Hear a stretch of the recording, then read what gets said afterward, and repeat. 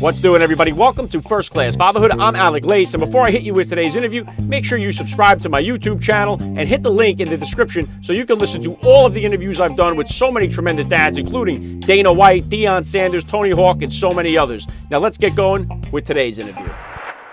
Joining me now, a First Class Father, Kenny Clutch Thomas. Welcome to First Class Fatherhood. What's going on, brother? Thanks for having me. All right, man. Let's start it right here. How many kids do you have, and how old are they? 4 and no more.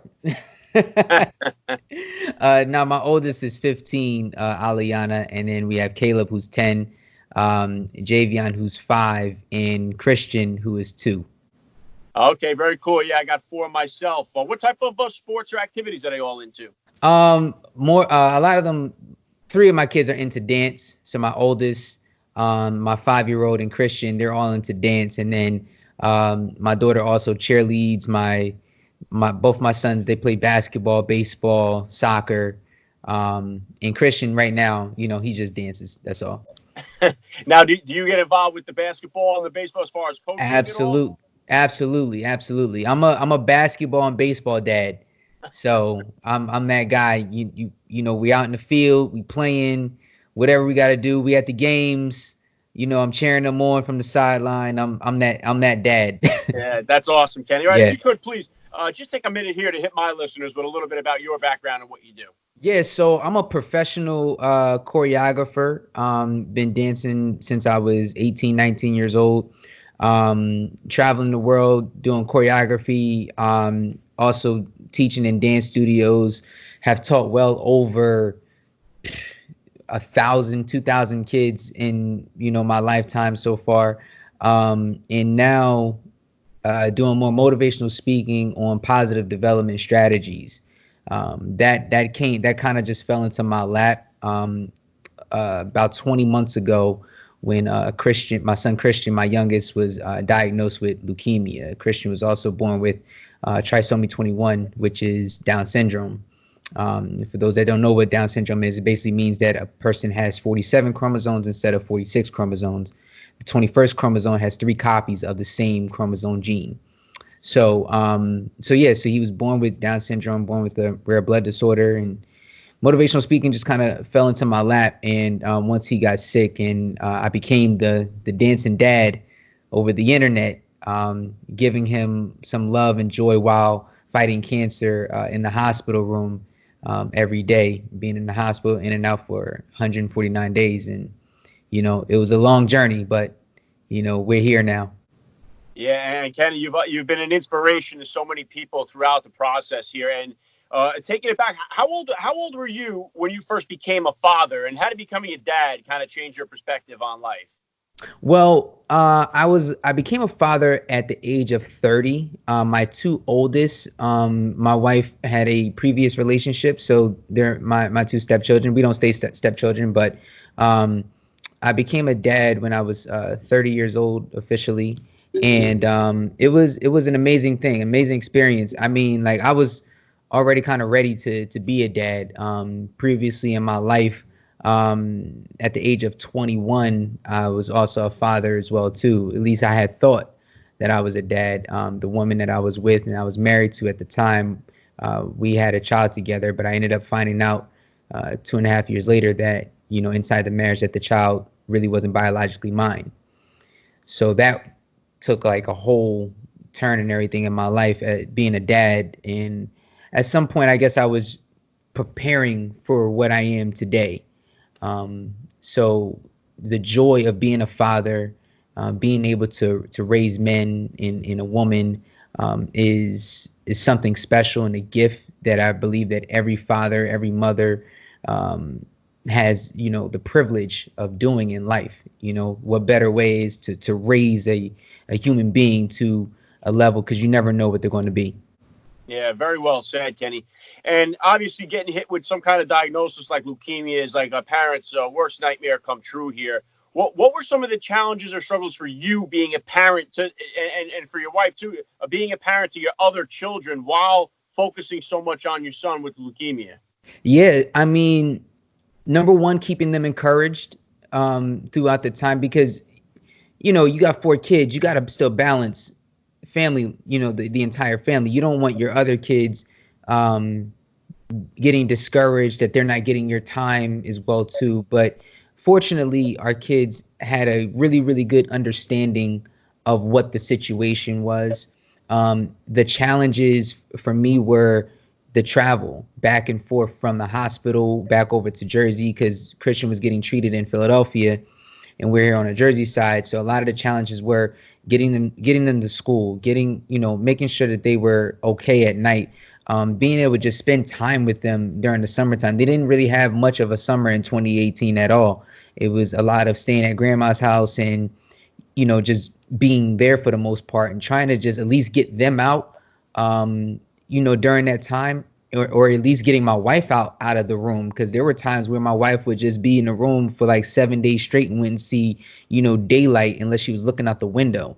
And for a father and a leader of your family, that's challenging in itself, just to keep your family encouraged that we're going to get through this process, and not showing that that something's wrong, not showing your family that this is, even though we know it's deep, we're not going to show any type of we're not going to show that we're scared of the situation at all. We're going to continue to fight no matter what. So just keeping them encouraged and not discouraged in the process.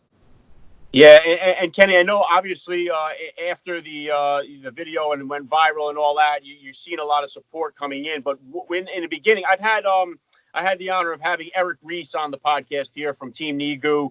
Nice. And there's so much support in the community. Did you see that at the beginning of this, or did you not see that until like later on after the video and that whole thing? Did you see like that type of community of support right from the onset? We saw kind of like it was a little bit after. I think like maybe like the first couple videos that we did, we saw the support from our immediate community here, which was awesome. But then the outpour of support from the entire world, that was something else. I didn't know or didn't expect any of that at all. How we've been able to touch so many people just by being who we are. I really didn't know that was even possible, to be honest. All I was thinking about was making sure that my son was good. But then you see this other side where there are other people in the world that are touched by this, and we're now helping them as well too. Just by showing that courage and showing and sharing our story with the world and sharing our family and not being selfish, and showing them like, listen, like you can get through this as well too. Yeah, it's incredible how many people you're able to reach, especially now today with all the technology that we have. And reining it back into you here as a father, what type of disciplinarian are you, Kenny, when it comes to being a dad? And is it different than the discipline style you grew up with? Similar to what I grew up with. My father is a military man. So he retired as a staff sergeant in the Army. And so salute to him and all the soldiers that are out there fighting. My dad was pretty, I'm not going to say pretty strict, but he was on me a lot and kept me in line if I was out of line. And as far as discipline goes, I make sure that we discipline our kids to the point where they know what's right from wrong. And I mean, let's be honest here, kids are going to be kids at the end of the day, but it's our jobs as parents to reel them back in, to get them to understand what's right, what's wrong, what not to do, what you can do, know your boundaries. Sometimes kids try and test you on how far they can take it, and them testing that is knowing like, okay, this is what I can and what I can't do. But I'm very, very, a strong disciplinarian in the family, making sure that, our kids are on point, respectful, and, teaching them how to be leaders, not be followers, not be anyone else that they're not, be themselves, be who you were born to be at the end of the day. So yeah, definitely like a strong disciplinarian as far as, with the background I grew up in. Yeah. I mean, I don't take it as far as, my dad used to make me do push-ups with his combat boot on my back. I don't take it that far, but my kids get the point. Yeah, very cool, Kenny. And it's so important. I mean, right now we have a fatherless crisis going on in our country. So Yes. many kids are growing up without a dad, and I think that just having that influence, that discipline, that little touch of setting them straight is so necessary to the child's development. And bringing it back now to your son with the Down syndrome, at what point did you find out that he had the Down syndrome? Was it during the pregnancy? Because I know that for my wife and I, we're both carriers of cystic fibrosis. So they gave us like a 1 in 4 chance that our children were going to be born with it. So it was like one of those things where we were kind of like so nervous throughout the pregnancy to find out. Is it similar like that with Down syndrome? Were you carriers of this, or when did you find out about it and that you had Yeah. We found out when Christian was born. So we did have small tests during the pregnancy. There was a chance. They gave us like a 76% chance that Christian would be born with Down syndrome. They wanted to see if we wanted to go further to get an official result, but we didn't want to do that because it could harm. That type of test could harm the baby. I forget the name of the actual test that they suggested that we do, but we declined the test and said that we're ready for whatever God pretty much puts in our lives at the end of the day. During that time, though, the doctors did repeatedly suggest that we abort Christian. And I thank God that, number one, we didn't, because we don't believe in abortion.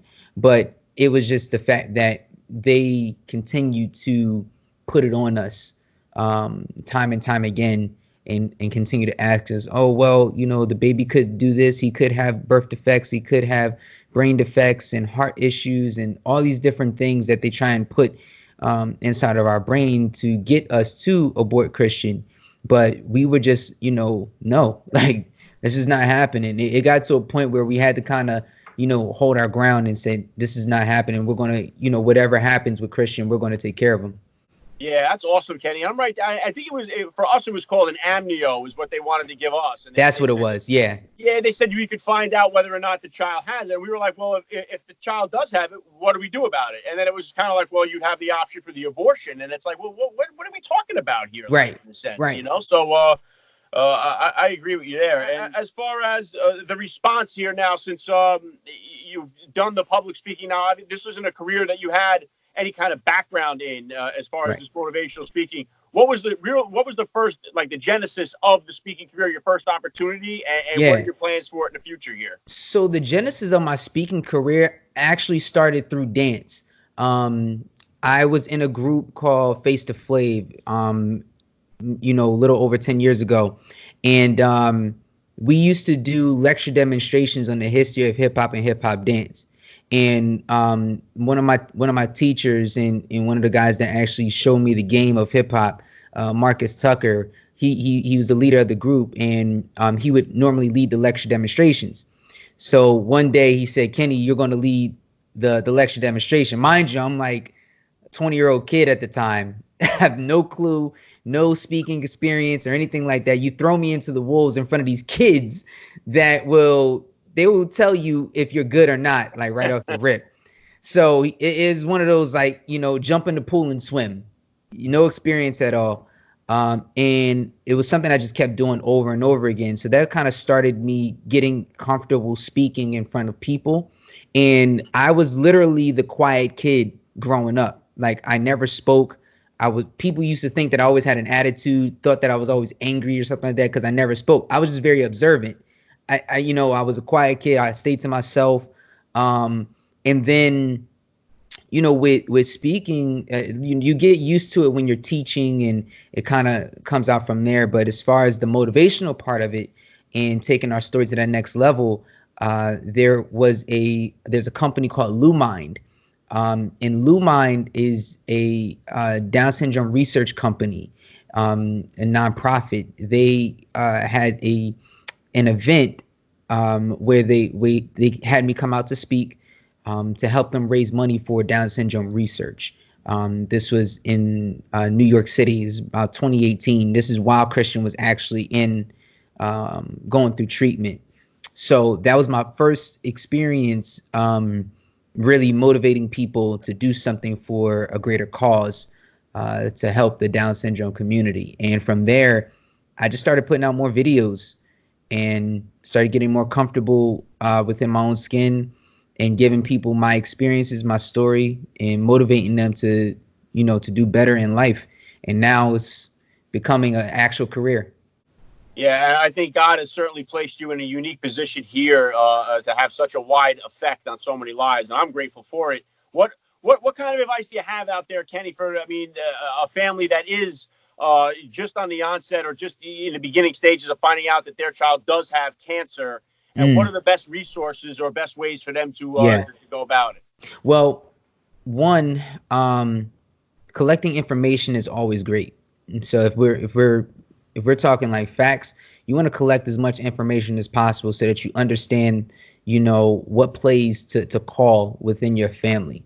For me, the first thing that I did, and I was just actually having a conversation with a friend who called me this morning about his son, who they're not sure what's going on with him right now, but he was pretty scared. He didn't know what to do, and he was like, "Listen, man, like you're the only person that I know that has been through something like this before, and I don't know what to do. I just need some encouraging words." So for that family that's going through, the first thing I did was pray, man. I'm gonna be honest, like that's what I did. I went into the room, I closed the door. It was me and God, and that was it. See, what we do in private will dominate what we do in public. You know what I'm saying? So we got to understand that, God is not someone that is all out for display all the time. Like he's not impressed or whatever by the likes and the comments and all this other stuff. It's your personal relationship, from a faith level. Then you go to your family and you and then you pray together. That's what me and my family did. I prayed by myself as the leader. I needed to get the play call. I needed to know what we were going to do. We prayed around Christian before chemo even hit his body. Then from there, we went to the team of doctors. What's the play? How are you guys going to treat this? And give me every single ounce of information so that I know exactly what's going into my son or daughter or whatever, and how we're going to move forward with this. The next thing you want to do is lock out any type of negativity, like everywhere. I don't care if it's family. There have been times where we had doctors, nurses, techs that had to be dismissed from our team because they had a bad attitude. It's very important. When I say this, is a fact that 70% of illnesses start within the mind. So if they start in the mind, we can end them with the mind. So the medicines is just, something a little added extra. But if you got a bad mentality, man, that's going to take over, everything. Medicine's not going to work.